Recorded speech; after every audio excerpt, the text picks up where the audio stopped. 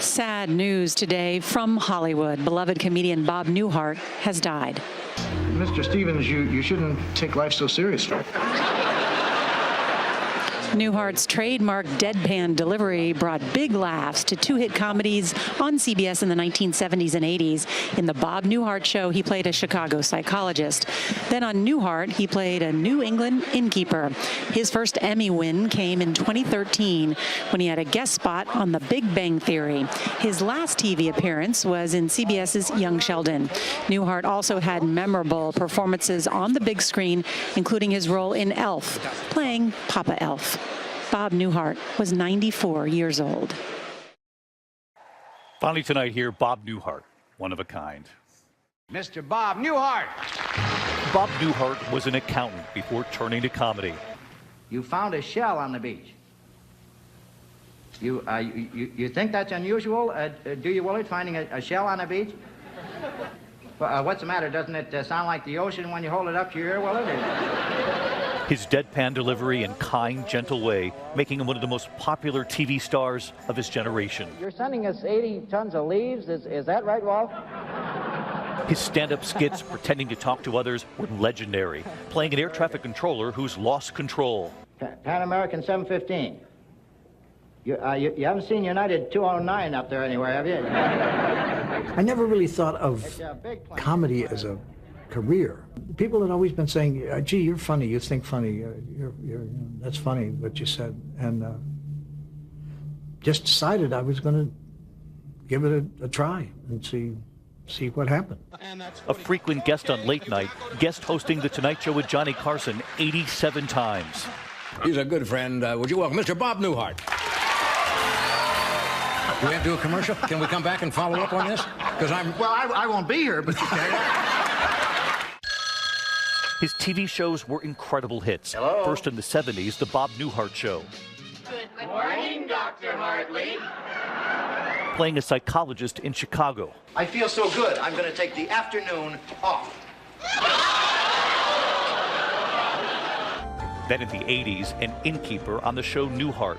The series ending often called one of the most memorable in TV history, making the whole series just a dream. I was an innkeeper in this crazy little town in Vermont. He made generations laugh, playing opposite Will Ferrell in Elf. Buddy, I think there's something I probably should tell you. I learned something about comedy, that one of the functions of comedy is to help people get past a difficult time and move on with their life. I feel very good about my career, and one of the greatest sounds in the world is laughter. And I fell in love with it the first time I heard it, and 60 years later, I was still doing it. He was a gift. We are also remembering legendary funny man Bob Newhart, who died today at the age of 94. His dry wit left us with laughs for more than 60 years. Dana Griffin has a look back. Hello? A pioneer in show business, Bob Newhart would blaze a trail as one of the first stand-up comedians to find broad success in TV sitcoms. Here he is, Bobby Newhart. His career began on stage. Hey, you can't miss this. His trademark, the one-sided phone conversation. Something has come up, and it isn't covered in the guard's manual. Known for a stammering yet endearing delivery, the deadpan comic got his big break with a comedy record, the first to win Album of the Year at the Grammys. I didn't realize the significance of having the Album of the Year, and it turns out it beat out Sinatra and Harry Belafonte. He made the move to TV in the 1970s, playing a psychologist on the beloved Bob Newhart Show. In the 80s, he struck comic gold again as a Vermont innkeeper on Newhart. In its final episode, revealing the entire run was nothing more than a dream, waking up on the set of his old show. You won't believe the dream I just had. The President of the United States. He also starred in more than a dozen films, playing roles from the Oval Office to the North Pole. I can't complain. And after 7 nominations, What is this?